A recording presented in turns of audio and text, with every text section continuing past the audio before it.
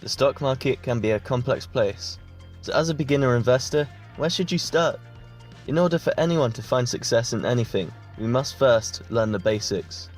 This post is the first of a 3-part series detailing what I believe to be the 9 most important value investing basics tips. Today's post will cover 3 tips for the absolute basic fundamental strategy for a successful value investing strategy for decent stock market profits, without bringing in too much risk. The other 2 parts of this series will cover 3 parts to maintain your stock market portfolio, which will detail how to stay up to date with your stocks and best use your profits for future gains. And then the 3 tips for reducing risk in the stock market, detailing the 3 useful strategies you can use to make sure your investments are small of risk so that you are less likely to lose money. So those will be the 9 steps. So this value investing basics playlist, which you are on now, and these 2 videos will be added shortly in future, so keep an eye out for them.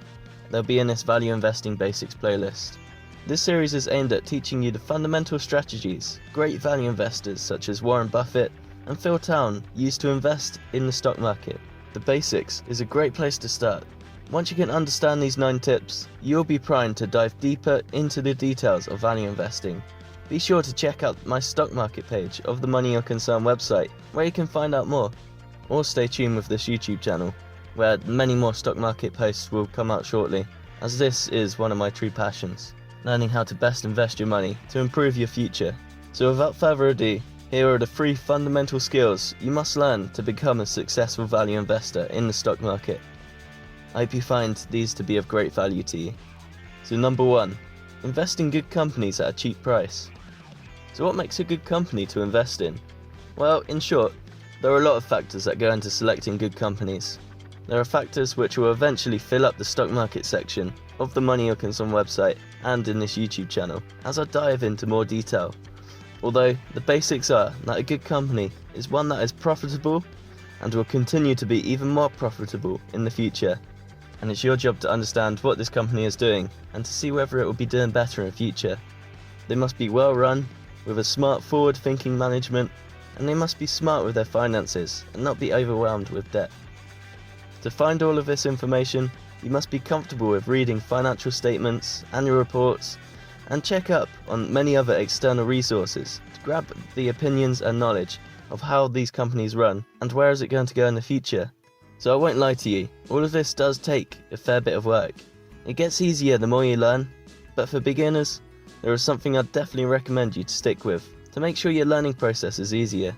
So a useful tip for beginners would be to look at larger well-known companies. So in the UK, this would mean looking for companies in the Financial Times Stock Exchange 100 index, also known as the FTSE 100, and possibly also the FTSE 250.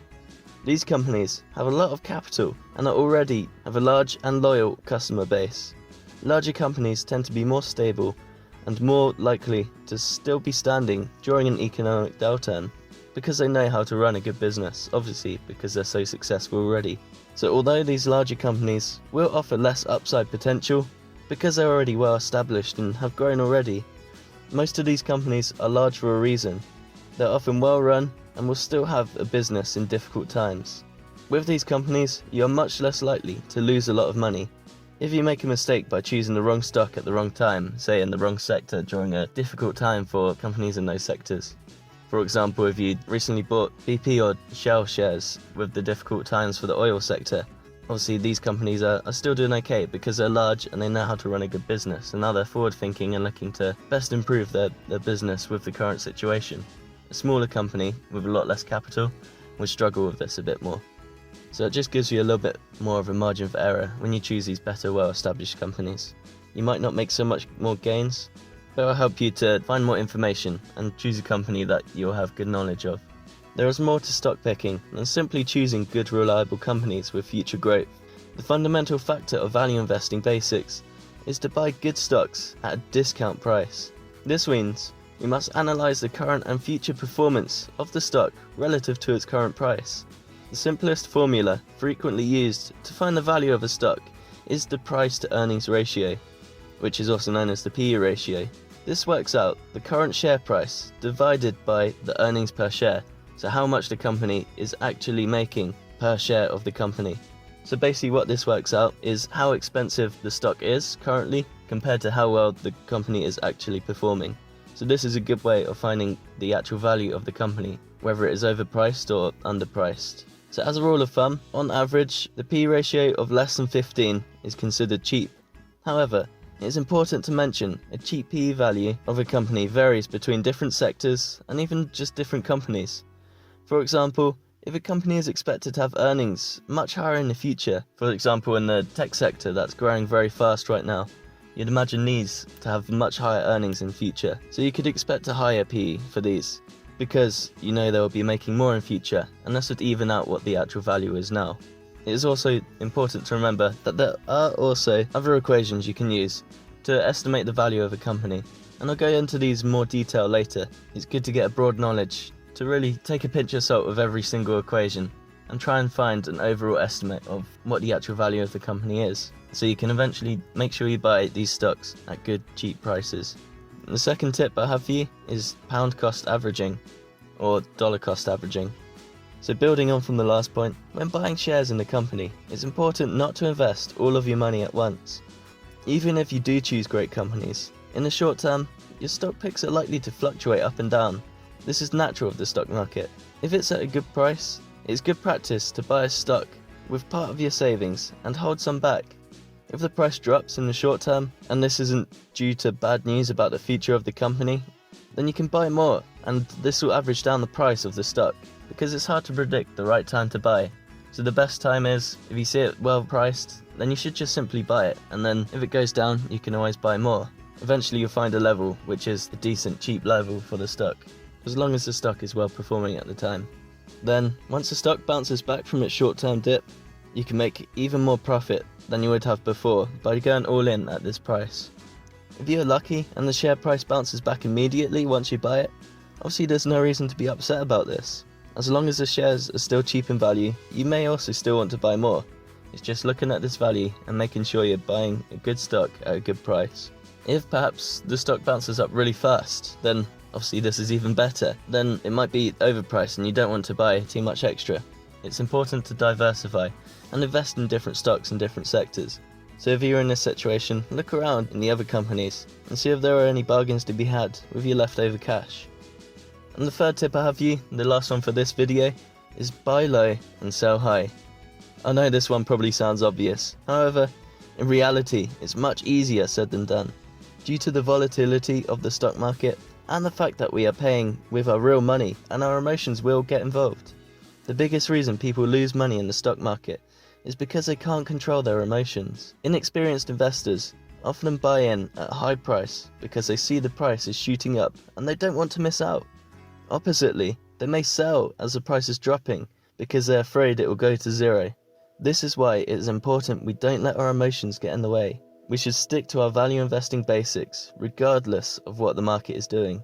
So the value investing basics are to buy when the stock is cheap, or if the company's future is looking good, then you look to sell once it's starting to get expensive, or if the company's future doesn't look as good anymore, making it not a good investment. Do you remember the first point I made? So we know the value investing basics for knowing what a cheap stock is. Can you guess the method we now use to whether a stock is now expensive? Well, there are more than one factor to look out for, but if you said the P/E ratio, well done, you were listening. Although there are many other factors which are important to learn in value investing about a company, the P/E ratio is a great place to start. So have you found the historic average of the P/E, and you know that it's cheap compared to its normal values? It's important to make sure you buy below this level, so you're getting it cheap, and you know that it's eventually going to bounce up as the company continues to prosper. You can then look to sell off once the value goes significantly above this mark. The only thing that can justify a high P/E ratio is if there is a great future earnings prospects for the company. This means earnings of the future will bring down the P/E value eventually. So here you could use the forward P/E value, and I'll go into this more in detail in the future, but this is effectively working out what the current price is according to what the future earnings are expected. So this is estimating more about what the price is compared to how well it's going to do in the future. So sometimes this gives you a good accurate representation as well, and it's important to notice both of these P/E ratios when you buy in a stock. However, if there seems to be no justification of the high price relative to the company's current or future earnings per share, then more often than not, At some point, the price will correct, and the share price will drop in value to a more fair valuation. This is particularly the case during a recession, and you should be careful holding stocks that are at a high valuation, particularly a high forward PE, because if there's any economic downturn, or if the company goes through a struggle and the earnings aren't quite as good as normal, then you're going to see a sharp drop in the share price. So those are my first 3 tips for the value investing basics. Thank you for watching, and I hope by now you have a good grasp on what the basic concept of value investing is in the stock market. However, a successful stock market investing method doesn't stop there. I recommend you check out the second and third part for a more complete overview on what value investing basics are, after which you will have a good understanding on what successful stock market investing looks like. Once you have the basics, you can then dive deeper into how to choose good companies. You also have a better perspective on when and the reasons you need to buy and sell a stock. So stay tuned with this YouTube channel, or with the Money You're Concerned website, where you can end up finding a lot more investing knowledge and tips. So thank you for watching, and keep an eye out for the Value Investing Basics playlist, where you can continue to find the next 6 points of a decent value investing strategy. Thank you for watching. Speak soon.